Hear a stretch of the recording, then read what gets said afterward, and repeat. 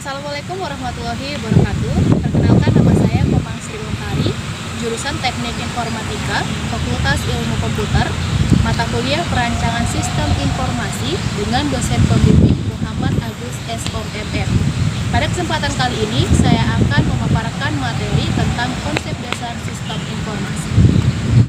Suatu sistem adalah jaringan kerja dari prosedur-prosedur yang saling berhubungan, berkumpul bersama-sama untuk melakukan suatu kegiatan atau menyelesaikan suatu sasaran tertentu.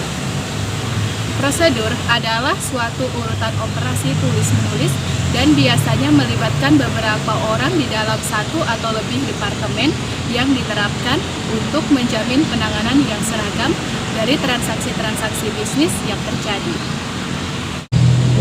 Konsep dasar sistem. Sistem juga merupakan kumpulan-kumpulan elemen yang saling terkait dan bekerja sama untuk memproses masukan atau input yang diajukan kepada sistem tersebut dan mengolah masukan tersebut sampai menghasilkan keluaran atau output yang diinginkan. Satu, elemen sistem.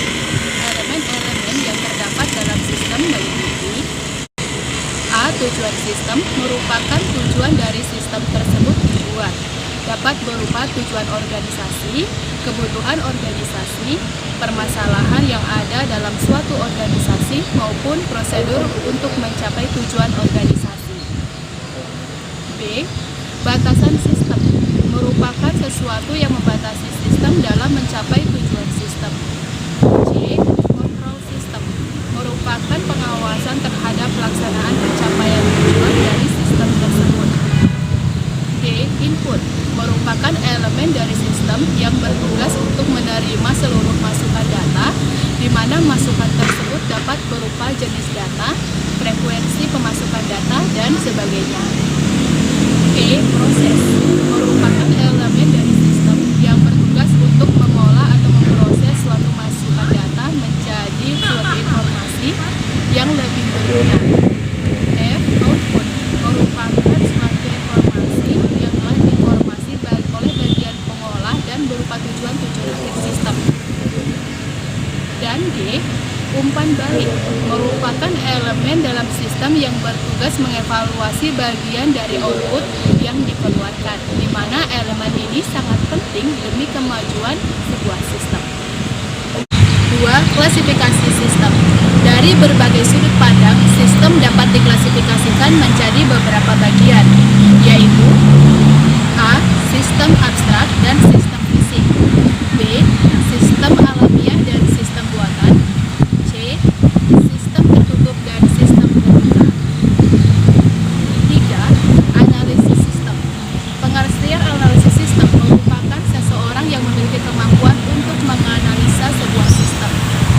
Adapun tujuan sistem analis yang pertama adalah mengumpulkan dan menganalisa segala dokumen-dokumen, file-file, formulir-formulir yang digunakan pada sistem yang telah berjalan.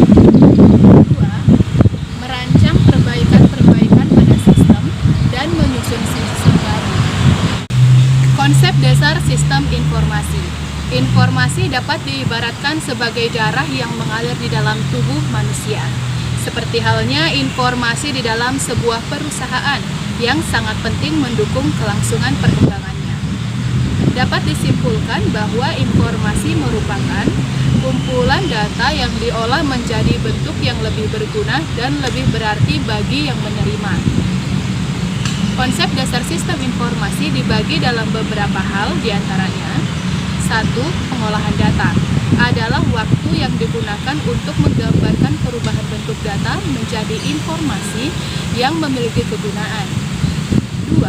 Siklus informasi adalah data yang masih merupakan bahan mentah yang harus diolah sehingga menghasilkan suatu informasi dengan menggunakan sebuah model yang lebih dikenal dengan siklus pengolahan data. 3. Kualitas informasi. Kualitas informasi terbagi menjadi 3 bagian, yaitu akurat, tepat waktu, dan relevan. 4. Informasi dan tingkat manajemen terbagi menjadi 3 bagian, diantaranya yaitu A.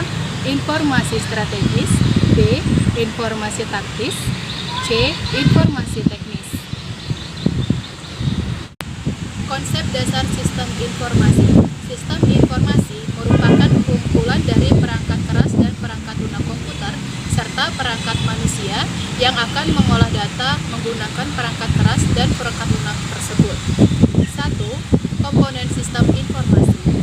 Untuk mendukung kelancaran suatu sistem informasi, dibutuhkan beberapa komponen yang fungsinya sangat vital di antara sistem informasi, yaitu A. Input, B. Proses, C. Output, D. Teknologi, E. Basis data, dan F. Kendali. 2.